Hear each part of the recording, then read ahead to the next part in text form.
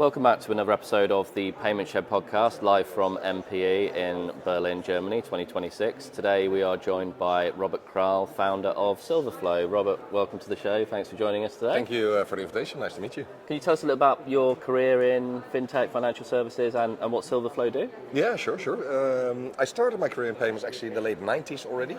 A small company called Bibit, probably the first payment company. We sold that in 2004 to Royal Bank of Scotland. RBS at that moment also acquired a similar type of company focusing on the UK called WorldPay, and obviously they merged the two together, and after a number of iterations, it's the WorldPay that it is today. So that was my first entrance. I spent some time at Google as well, looking at their payments, launching a payment product in Europe. I was COO for Triple Deal, which we sold to DocData. DocData Payments still exists as well under a different name. And then my old buddies from the Bibit team called me and said, hey, we're starting something new, would you like to join Argen? So I was the first COO of Argen, and within that I'm also sort of the founder of their acquiring division, their processing division, etc. And obviously that is where the idea for Silverflow came from.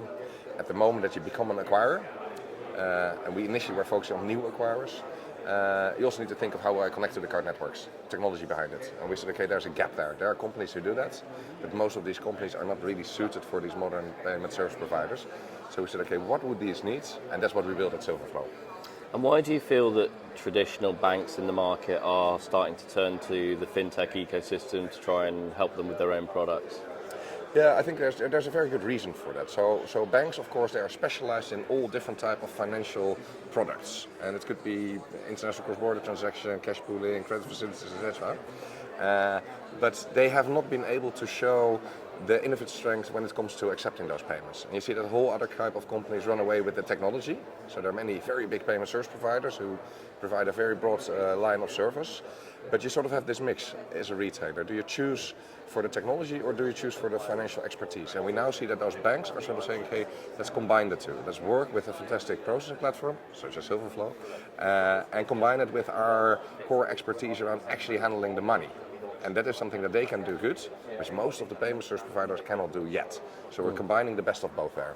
And if you were to kind of break down the ecosystem at the moment, what parts of it do you think are really quite broken that need some work, need that kind of next evolution to help them move forward? Well, I think that's a very important part is that if you look at an average payment stack, there might be 5, sometimes 6 different layers between the retailer before it actually hits the card networks. And I'm not saying that all those layers are broken, but fact is that all those layers, they take a base point here and there or a little cent here and there. All those layers also act as a filter from transactions going in from the retailer into the card network, where the retailer essentially wants, I'm sending you 100,000 transactions, send them on to the card networks. I don't want you to change anything, I don't want you... And you see that conversion is scaled could be by risk systems or small bugs or glitches in the system, a temporary update, and that kills conversion going from the retailer into the card networks. And it's also the other way around. When data comes back from the card networks, it also has to pass through all those layers again. And every layer picks up that data, does something with it, and passes on to the next layer. But eventually the data that the retailer actually sees is quite often a fraction of the data that they could get. So what is broken? I think the whole idea of stacking more layers on top of old infrastructure, that is broken.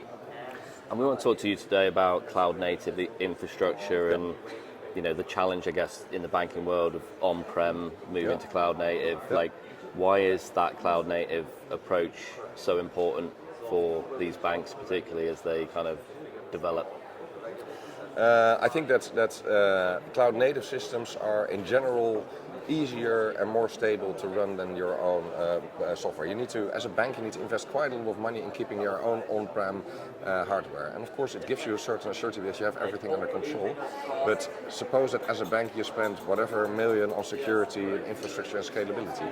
If you look to these cloud-based systems, that is the core. So they spend so much more in making sure the system always runs, the system always secure, and they've also set it up in such a way, or at least we did it with our cloud providers, that our banks, they don't run on one system. There are always 2 backups in different regions with different flood level playing fields and those type of things. So to assure the maximum uptime and maximum security. And as a bank, it gets more expensive to do it in-house. So if you were to take your experience and you're going and working with maybe a more legacy player, what is your advice to them at the moment if they're dealing with things like on-prem that's migrating to cloud native or they're thinking about their future stack? Like, how do you guys lean into those conversations? Well, I think as a bank, you sort of need to first put your strategy yourself. Do I want to be a player in payments, yes or no?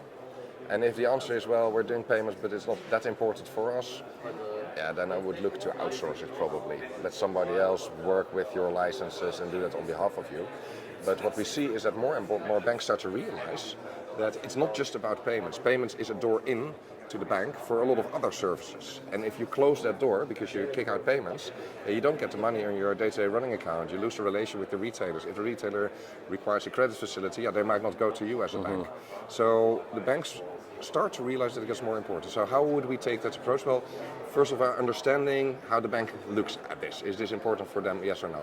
If it's not important for the bank, we don't spend any time on them because it's an uphill battle. Do you think they hit that intersection of like build versus buy as well? We talk about a lot in the industry and in payments in particular. Like there is that kind of decision point where brands decide, are we going to build this in-house, are we going to outsource? And payments is a really collaborative industry by its nature.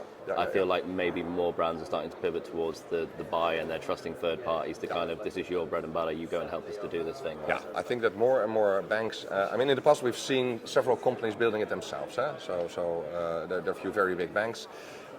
We've also seen, in some cases, how much money has been poured into those projects and how much time it actually costed. And by the time that it delivered, it actually was a little bit outdated already, simply because the whole project took 5, 6, 7 years or so. So it gets more difficult for banks to set up projects, technical projects that sort of run for 5, 6, 7 years with big budgets. It's difficult for those people to sign it up. So we still see some banks doing that, which is fair enough, but I think big budget lots of time. But we also see that banks essentially say, well, we've shown in the past, we've proven in the past that quick innovation is not our core strength. Our core strength is the financial operation, and why wouldn't we just buy in the best software to be combined with that, so we can go much quicker into action. And that's of course the conversation we have with those banks. And if we move from the banking world to your relationships with PSPs, how does Silverflow approach kind of PSP relationships in the payments ecosystem? Well, the PSPs by nature have a slightly different culture in most cases. So PSPs usually are technical innovators themselves. So they're really on the front end of having sort of the best tools already to the merchant, whether it's around conversion or risk. So from a cultural point of view, quite often they immediately understand what we're building. And it's easy to explain the benefits, but also an integration project at a payment service provider typically runs for a couple of weeks, couple of months maybe, where at the bank it could take two years. So the decision and the cost associated with that is completely different. And it's not because our integration is different, it's more because those organizations have different decision mechanisms. So for the payment service providers, it's quite a quick discussion. And when you're looking at that first conversation that you guys have with a PSP or a bank, and then the progress towards a migration, how do you guys, I guess, project manage those sort of, you're talking about a 2-year project versus a 2-week project, like you have to have completely different structures in place in terms of how you're managing that internally? Essentially, the things that we need to do are the same. Okay. So we need to request new bins and icons from the card networks. We will configure them on our platform, of course. Well, that's our expertise. We do that day to day, so that's both are reasonably quick jobs. So, in essence, within 1 or 2 weeks as a new customer, you have a working system with your up and live bin, so you could send transactions. Then, of course, you have the integration from the system of our customer. Well, could be a bank, could be a payment service provider. They have to integrate to us. We use quite smart, simple APIs. If you just want to do a plain vanilla authorization, simple message. But there are a lot of different type of messages, and you can also implement all the data elements that come back or the reports that come back. So the broader you want the integration, of course, the more time it could take. But if you sort of say, well, I don't need that at this moment, then it can be quick integrations. Our quickest integration have run in under 5 weeks. And that was from picking up the phone to the first live transaction. On average, I would say for a payment service provider, it takes like 3-4 months. With banks, it's not necessarily always slower, but it comes a lot part about the pre-discussions that we have in the sales cycle. So we usually already somewhere during the sales cycle, at the moment that you sort of have this buy signal, yes, we're going to do it, we just need some time to go through all the paperwork, then we can already start. So but those are usually custom projects. They're just very different customers, right? Banks to PSPs. It's like you have teams that kind of focus on the two different verticals or not? Well, what you see typically with banks, that they are much, and for the right reasons by the way, but they of course have a very big focus on security, stability, compliance, operational excellence, but also how you report it. So we decided that we want to have SOC 2 compliance, and we have a few other of those standards, simply to showcase to the banks that external people have looked at it and they gave us this report. So you can look at that report as well and see if this matches your standard. But banks, they in general have more people looking into that than payment service providers.